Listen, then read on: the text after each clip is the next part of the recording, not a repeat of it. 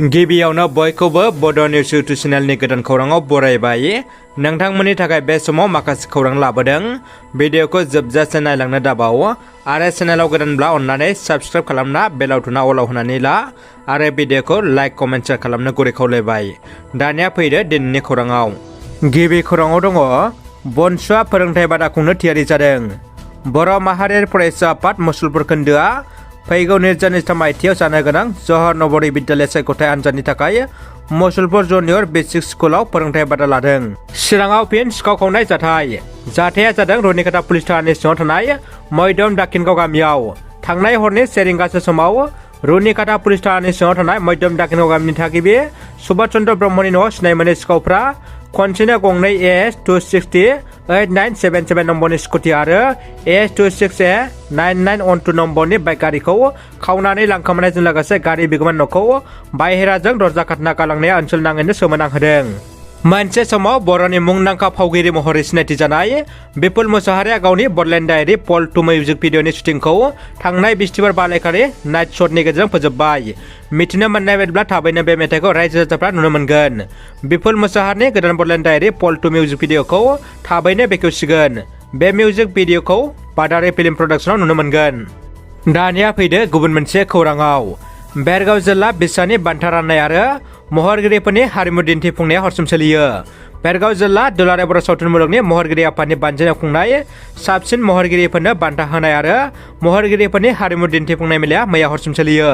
बेरगाव बड'फा फोथाराव गिबि खेबनि थाखाय खुंनाय बान्था होनाय फोरबोनि हाबाफारि बायदि फुंनि समाव आफादनि फिरफ्लाखौ बिरहोयो जिल्लानि आफादगिरि लकेश्वर बसुमतारिया। रुंसारिफोरनि खाम्फायाव बिबार बावजेनो बेरगावनि समाज सिबियारि कुमुद कछारिया। बेनि उनाव लकेश्वर बसुमतारिनि सामलायनायाव मोनसे सावरायथुन हाबाफारि जायो। बेनि उनाव मेथाइ खननाय बादायनायाव बिजिरगिरि महरै बाहागो लायो नितामनि बर', कपिल स्वर्गियारि, मोनसोन बर' बिथांमोना। रायजो राजाफोरनि थाखाय मोनसे गोजोनथाव खौरां। चिरां जिल्लानि सिङाव थानाय बिजनि सोहोरनि साहा 6 किल'मिटार जानथायाव थानाय बर' बाजाराव आयुर्वेदिक थेरापि सेन्टारखौ नोंथांमोननि एबा गासिबो सुबुंनि मोजांनि थाखाय गायसननाय जादों।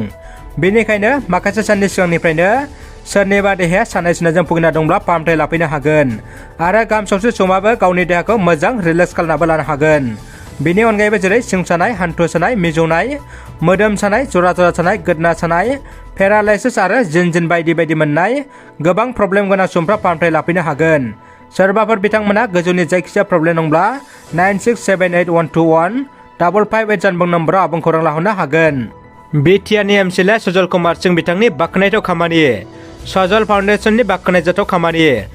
फैगौ गोथार बर'दिनखौ लोब्बा लाखिनानै सजल फाउन्डेसननिफ्राय गोरिब नखरनि रायजो राजाफोरनो दिनै गसाइगाव महकुमानि एबा 3 नं श्रीरामपुर बियामनि सिङाव थानाय बायरिगुरि पिस्टिसिआव गासै 2000 नखरनि रायजो राजाफोरनो गानग्रा सारि राननानै होयो सजल फाउन्डेसननि बिगोमा बिथां सजल कुमार सिंह बिथाङा। मुसलपुर सिभिल हस्पिटालाव गोथै सहखौ सिनायनो मर्गआव लाखिदों। बावैसो सिगां कुमारिकाटा बाजार लामानि सेराव गाज्रि लोमजानाय हालोदाव बोखांनो मोननाय सिनाय मोनै सासे सुबुंनि जिउआ देहा फाहामसालियाव खहा जादों। मख'नो गोनांदि बे सिनाय मोनै सुबुंखौ जोबोद लोमजानाय हालोदाव बोखांना कुमारिकाटा देहा फाहामसालियाव थिसननाय जादोंमोनब्लाबो देहा फाहामगिरिया गोजौ थाखोनि फाहामथायनि थाखाय मुसलपुर सिभिल हस्पिटालाव दैथायहरदोंमोन। नाथाय बेवहायबो फाहामथाय होबाय थानाय समावनो जिउ गोमायो। नाथाय दाबो सिनाय मोनै गोथै सोलेरखौ मुसलपुर देहा फाहामसालियाव सिनायथिनो लाखिना दोनदों।